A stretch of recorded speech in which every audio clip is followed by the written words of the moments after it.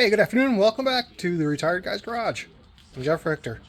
So, uh, just shot some video on the doing the change. Bug crawling on me. Welcome to Georgia. So, just did a quick video a few minutes ago on changing out blades on the Husqvarna Zero Turn that were all boogered up, and like I said in the intro to this video, had a couple of small projects we needed to get done because, I'm kind of on restricted duty, the surgeon says. So, going to get some of these smaller projects out of the way. So, first one I'm going to tackle is going to be the new work lights on the trailer, and we're going to get going on those real quick. Shouldn't take too long to do those, I don't think. They haven't been on there that long, so shouldn't be anything rusted out or anything like that. But what I'm going to do is test them before I put them on, make sure all the LEDs work on the new ones before go through all the hassle of putting them on and then find out they don't work any better than the old ones. So I'm going to test them out real quick and then get started on putting them on. Stay with me. All right, so let's go ahead and get started. First things first. Learned a very valuable piece of information a little while ago that this microphone's never been working. So, and of course, we've got school buses going by, so that doesn't help the audio much at all. Yeah, so apparently with the rubber case on my OtterBox case on my phone, the little receiver part wasn't stuck in far enough, and this microphone wasn't working at all. So, learned something new today, besides all this stuff. So, anyway, enough of that. Let's get started. All right, so what we got to do, we got to get these lights out. Very simple. I've gotten this one put together. I did go ahead and test these, so they do work, and I am confident that they do. So there's only one bolt that holds them to the trailer. I'm going to have to take the switch back out again to be able to access the wires on the back. Didn't really plan very well, I guess you could say, when I built this thing. When I installed these, probably shouldn't have put them behind the box. Probably should have put them out here so they could have got the wires a little bit easier, but stuff happens. Anyway, so there's a bolt. Just got to take this off, take the two lights off, drop them down, unbolt the switch so I can get to the wiring back here for it more readily. I could get to it where it is, but just easier to take the switch out. Just a little nut there that holds it on too. So let me grab some tools. We'll get started.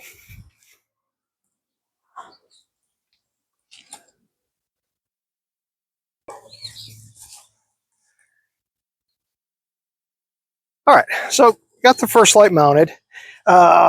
Still got to hook up the power wire and then put the switch back in. I'm going to go back in the garage here in just a second, grab some Never Sees and put it on that switch because it's out in the elements. So I want to get some Never Sees on that, and so that doesn't bind up on me later on down the road if I ever got to take it back out again. But so yeah, best place to ground this without having to drill more holes in the trailer, which I really don't want to do, is right here on the mounting bolt for the light. It's going to work just fine. As I was stripping off the insulation, kind of cut into the wire a little bit, so shrink that negative wire. Not that it would have mattered, but didn't want it to be out exposed to the elements either. So gonna get this power wire hooked up back where the old one was originally, and we'll get this one finished up, get this side finished up, and we'll move on to the other side. Stay with me, I'll be right back.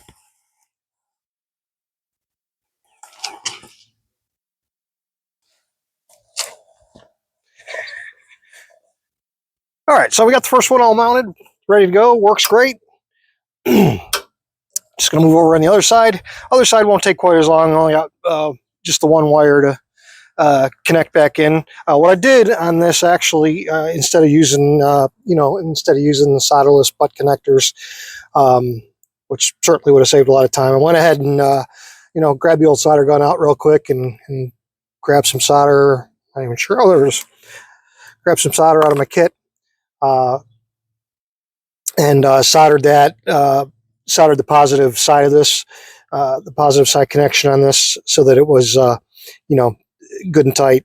And I actually snuck it back in the wire loom to hide it, and then went ahead and got some shrink wrap out and shrink wrap the connection so it's nice and watertight. So let's move over on the other side. We'll get that one swapped out, and then we can get this thing back in the backyard to its hiding place or storage spot, whichever you prefer. So stay with me. We'll get over on the other side and get that done.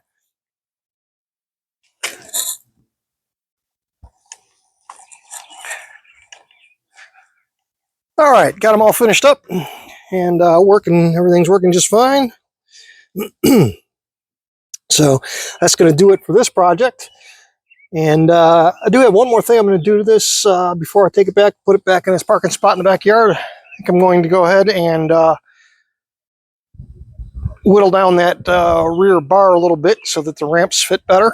Not sure if I'm just going to use a Sawzall on that, or if I'm going to might break out the new plasma cutter and give that a shot and see how that works.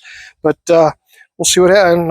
If I do decide to do that, I'll take you along with me on that one as well. So, hey, I appreciate you all watching. I really do. And if you like the video, make sure you mash that like button down on the bottom. And if you're really enjoying the content I'm providing, make sure you subscribe to the channel. It helps me out more than anything. So, appreciate y'all watching. Thank you very much. I really do appreciate it.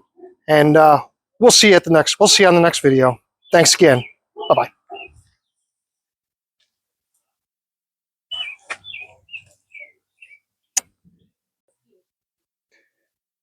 Hey, welcome back to the Retired Guy's Garage.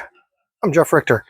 So, worked on the car hauler a little while ago, about a month or so ago. Did a bunch of, watched you through the upgrades, and went through installing this bar on the back to connect the two end parts where the ramps sit. And unfortunately, while I was doing that, I didn't really take into account that the ramps weren't going to be sitting level if I had to put them half on the old piece and half on the new piece or whatever. They just weren't going to sit level, and they got all wonky on me. I was trying to put the golf cart up there, and it was interesting. It was, well, luckily no damage to the golf cart, but yeah, we need to get this fixed. So let me flip you around here real quick and show you what I'm talking about. Okay, so you can see here where this is. I used an piece of L channel. Probably should have just went ahead and used a piece of flat stock. I wasn't thinking about it really.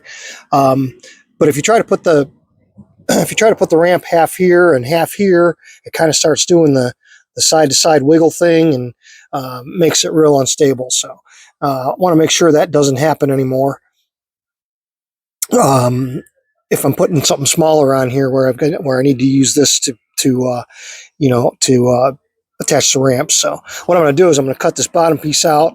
I'm going to leave maybe 6 or 8 inches. Probably really don't need to leave any of it in here, but I'm going to leave maybe 6 to 8 inches here, right in line with the center of it. Maybe a 6 to 8 inch piece in the middle here.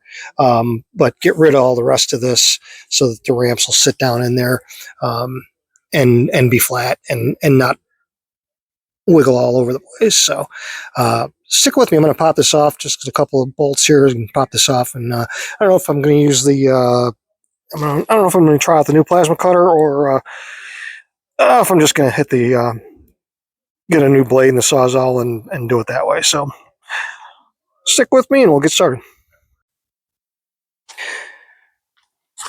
All right, got the two ends cut out. I did leave about 8 inches in the middle, like I'd planned on. So but that should take care of it, and I should never have to have the ramps right up next to each other. So I think this will be just fine. So put a fresh coat of paint on it, and it's ready to put back on. And that's going to do it for this episode. Thanks for watching.